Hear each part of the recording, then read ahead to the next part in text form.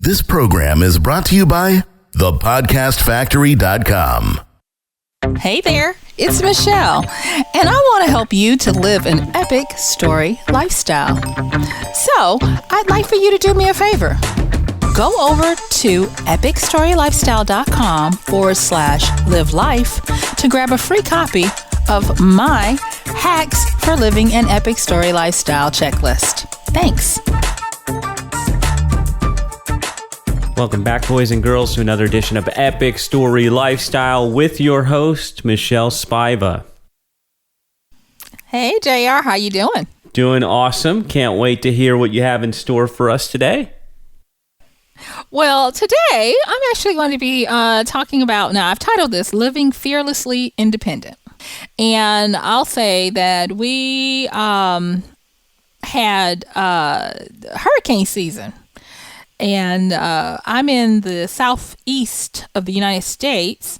I'm not necessarily in the higher concentration of possibility for hurricanes, but you know, we get residual. We're close enough for us to feel the winds, the rains, and even have relatives that need to come and stay with us. So, but it got me to thinking. There was a hurricane that came through, and I have a lot of friends and family even that are located in one of the states that the hurricanes love to visit and, you know, just have a love affair with. And I was talking to one of my friends, and it's so funny because this friend is a prepper. Now they're a closet prepper, because to know them, if you don't really know them, then you're like, oh, they're just them. But when you really get the chance to know them and you see their hoards and their stacks of stuff, to me, it used to be comical, but I got schooled when the hurricane came, because when everybody else was like freaking out, they just went in their bunker, they had their food, they had their generator, they were like chilling. So much so they were like, I can come get you if you need me to. Wow. And I kind of had to eat crow because they were ready. They were prepared. And I got a chance to talk to them. And I was like, you are just fearlessly living through this hurricane. And they were like, yeah. And it got me to thinking, there is a way to live fearlessly independent. And it's for anyone whosoever will. Now, the thing that really stuck out to me was their ability to live off the grid. And when I say off the grid, most people are familiar with this, I think, now. But for those of my listeners who aren't, living off the grid means that you are self-sustainable, meaning that you don't have to have services from municipalities, whether it be water, sewage, electricity, garbage pickup, any of that kind of stuff. You're able to totally self-sustain and be okay. And so that's the term that they use for living off of the grid. I want to take that a little further today, and I want to talk about living off the grid, not only physically, but emotionally, mentally as well. Now, am I saying become a hermit and disconnect from the world? No, I'm actually saying the opposite. I'm saying change the grid so that you can help others to upgrade their grids as well. Now, let me deal with this a little bit so that we can get back to that little supposition. So, off the grid, in the way we look at it now, is a separatist kind of thing. And that has its pros and cons, and from my standpoint, a few more cons than I'd like. But there is some validity to being a quote-unquote off-the-grid thinker. Now, don't judge me, JR, but one of my favorite movies is The Matrix. Okay.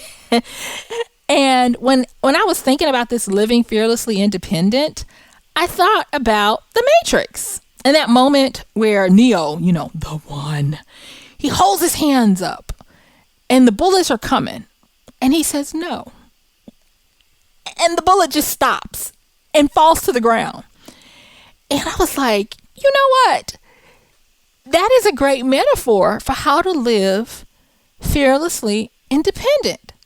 Because he did not, now to me it was funny, not funny, haha, but funny to make me pause and think that disconnecting himself from the grid of the Matrix did not mean that he was snatched out of it. He did not move outside of that computer generated world.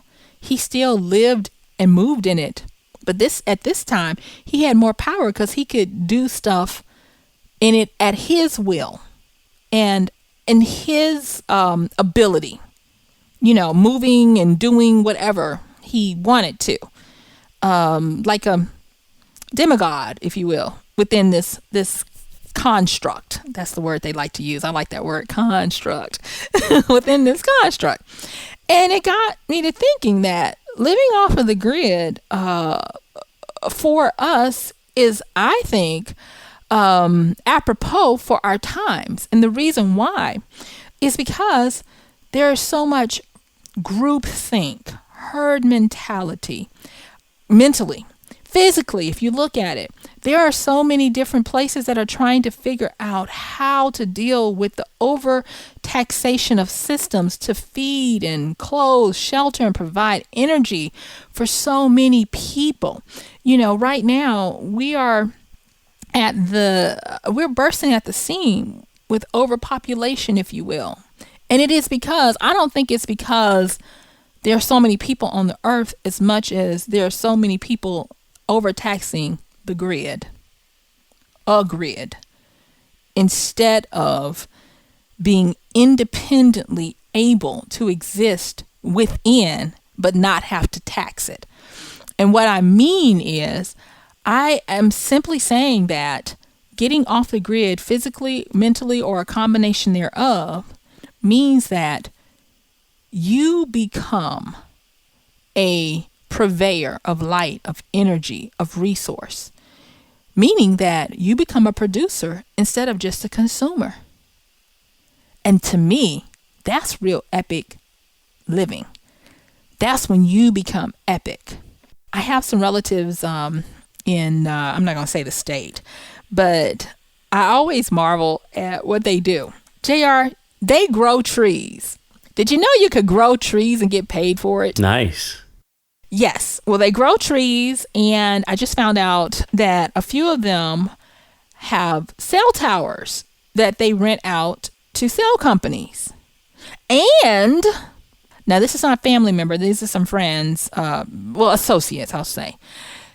They have wind turbines and some other stuff over in the Washington area where they sell energy back to the energy companies. I was like, how is this happening and everybody doesn't know it? And they were like, there are a lot of people just in our country alone who have decided to, instead of being a consumer, to be a producer of the stuff that we actually need to survive. We used to do it all the time. The average person was a farmer before the industrial age. But then we became consumers, and now we have this situation where there is a fear of overpopulation because so many people are on the grid. And when I found out, that there was opportunity to grow trees to provide lumber and energy and whatever, and combustible energy and all that kind of stuff, I was like, this is amazing. But when I found out that there were people creating energy, I mean, think about it. Creating energy so that you can sell it back to the energy company so that other people can live. That to me is that's just mega. That's just amazing. To be able to say, yeah, I create energy for a living, and because of me, communities can heat and light and live and all of that. That's just amazing. And so to me, that's some fearlessly independent living. That takes a different orientation and mindset to be able to do that. So how do I want people to start orienting to do that, if that sounds cool to you? Because I'm not gonna say it's for everybody, but if you're innovative and clever enough to do it, the first thing I would say is to look at your self-identity and your self-definition of who you are. Are you a producer or are you a consumer? The next thing is, it's okay if you are, but are you a follower or are you an innovative leader? And trust me, We need followers. Followers have a honorable role in our society because they help society sustain itself. But if you are a leader, now notice I did not say maverick, but if you are a leader, meaning that you're going to do what is best, even if nobody's following you, to me, that's a better definition of a leader than someone who believes that people should be following them. Because my mama said, and this may be my muse moment, but my mom said, you are a leader when you are willing to do what you know in your heart is right, instead of trying to make people follow you. She said, because if you're doing the right thing, people will follow you. So don't worry about that. But if you're a true leader and you're willing to do what's in your heart, to become a producer, to leave your world, your mind, your body, your soul, your family better than you found them, then this might be for you to be able to live off of the grid. The fallacy that I have found when, and I'm going back to this whole prepper movement and all of that, the fallacy that I have found is that some people think living off the grid is because you're fearful that society will crash and that you're doing it out of fear. The great thing that I found about talking with this friend was that they weren't fearful of society crashing. They were happy to be able to be an alternate source of support for if something happened, like your hurricanes or, God forbid, any kind of manipulations of existing infrastructures. And I thought that was a great way of looking at it, because to be off grid does not mean you're in an adversarial exchange with your environment. That doesn't help any of us, because we're all still grafted together. But going back to my Neo example, he was still in the matrix. He didn't leave out of it. I mean, he could come and go, but he didn't, say, oh, I'm off the grid, so now I can't be a part of this. This was not an exclusionary kind of thing. This wasn't where he became a separatist or any of that kind of stuff. No, it was just that he was able to now understand that I could be in this, but not of this. And I think that's one of the things about living fearlessly and being independent. You can be in something, but not of it, and still offer value to it. And too many people are believing that their fates are sealed, that they must be these little humdrum consumers, and that you have no value. You cannot do what you need to. And that's why it's important to be able to be, quote unquote, off of grid, not just physically, but mentally. And what do I mean by being off the grid mentally? I mean not being a sheep, being able to understand your individuality. That comes back to starting with the self-definition. How do you identify? How do you define yourself? And then being able to take the time to reflect. Now, I was talking with JR off podcast, and I was telling him about this wonderful retreat we have here in my state. And it's not religious, and that's what I love about it. So it's, you leave your religion at the door, but it is a retreat for you to sit and be quiet. And it's not the fact of sitting and being quiet. And I'm talking about you go and, like, I think the shortest time you can do it is 11 days, and they go up to 17 and 30 days where you can just sit and be quiet. Now, sitting and be quiet and being quiet is taking the time to not speak. Like I said, it's not religious. It's not a monk, monastery, anything like that. You're not taking an oath of being quiet. It's that you're being quiet for the opportunity to get personal reflection. And that, to me, is a profound thing when you're thinking about living this independently fearless life, because being able to understand and reflect on who you were, who you are, and who you deign to be, it comes from you being able to have the time to reflect. How many people have had this urge, and I'm not directing this directly at you, JR, but if it resonates, so be it. But how many people have had this urge to just get away from it all, just get somewhere quiet so they can think and hear themselves think straight? That's probably your life saying it is time to reflect so we can go forward in a better path than the one, that's getting you in a rut. And being off grid mentally means that you have assembled a solid understanding of who you are now, what you've done, and who you want to be. And that comes by way of reflection, of identity, and of taking the time to understand that I am not just a consumer. I produce.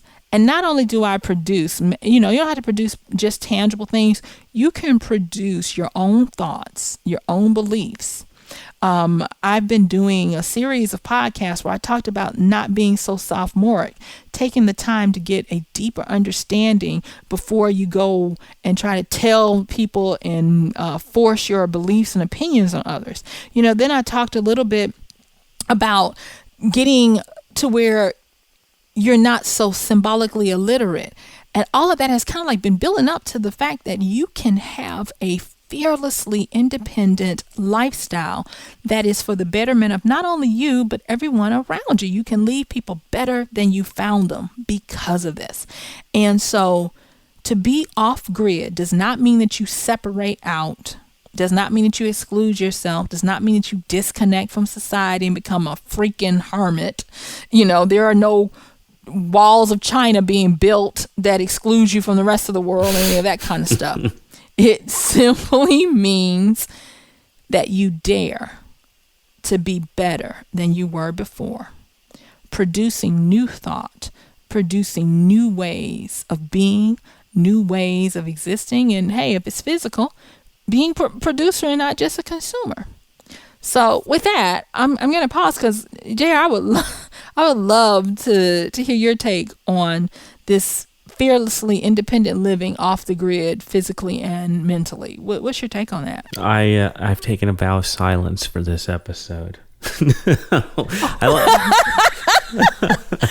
I like the idea of being a producer, and I like how you tied it in with actually giving back. You don't have to be of this world, but you can be a part of it. And so I like that little bit of separation that we're allowed to have. And I also like the idea of being quiet, which is weird considering we're on a talking podcast, but there is something beautiful about quiet and just getting connected with your thoughts. Yeah. And a lot of times people, they have I don't want to take this off on a bunny trail, but I was looking at some of the apps. I like to stay up to date with popular apps, and there's this app called Headspace. Yeah. And it's an app to teach you how to meditate. And I was like, isn't it amazing that we are in the most technologically advanced time of our recorded existence, and people are downloading technology to help them to get away from technology, to get back. You think about that, right? To be able to get back to meditate, to collect your thoughts. I think I told you before, my grandmother was really big on making us grandkids when we were there, because she had a big backyard. She had fruit trees, and then there were other kids on her street in the neighborhood, and there was always something to do. But every now and again, you just never really knew when she was going to do it. I think it was maybe when we were like screaming through the house like banshees in and out the door and stuff. She would make us all come inside and make us sit, and she would say, it is time to collect your thoughts. And I know I've told you about this, but I didn't realize my grandmother was teaching us how to meditate. And when I say collect your thoughts, she didn't make us, she didn't say you had to take a nap. She didn't, say any of that. She said, I just want you to sit. I want you to think about your day and just, calm yourself down and collect your thoughts. And she had a big aquarium in the living room, and she, keep the lights off, and the aquarium lights were on, but the lights were off. And so I think the aquarium humming and the fish swimming and all, it was very hypnotic.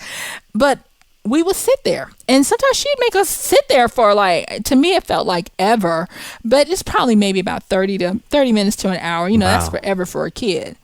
And I think my ability to meditate, collect my thoughts, be able to go back to a reset of who I am, and no matter what other people say about me or no matter the events, is because of that little seed. And I think she was setting me up to be able to disconnect from the grid at will And I thank her for that, because it's very important.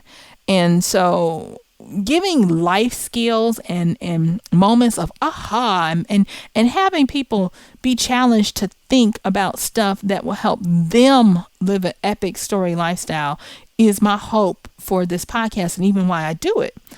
I want you to be able to know that you don't have to be a drone in the system, and you don't have to be an anarchist. You can be in the system, not of it, being a producer and helping the system by daring to live life in a fearless way. So that's what I have for today.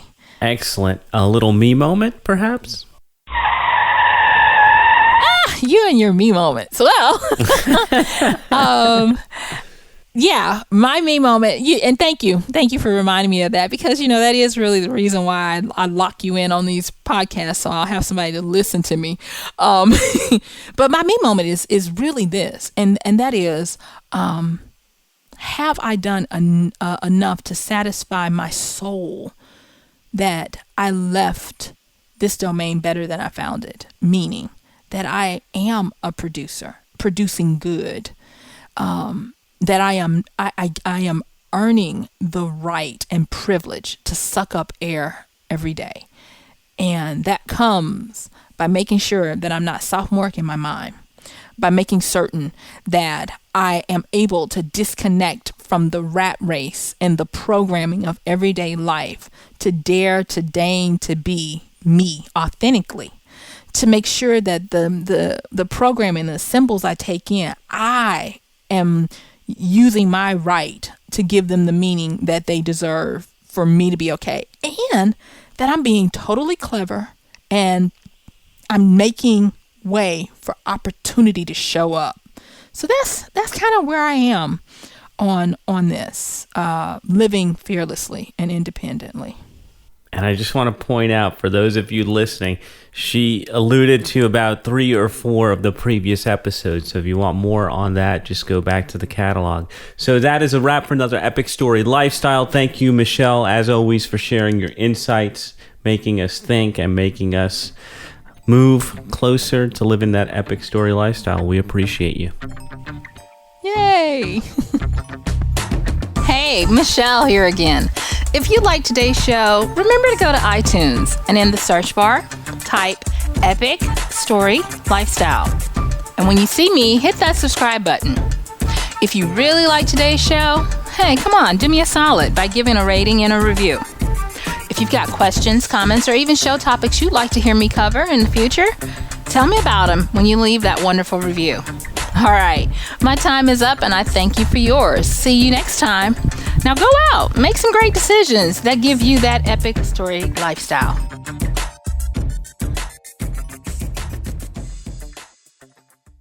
This is thepodcastfactory.com.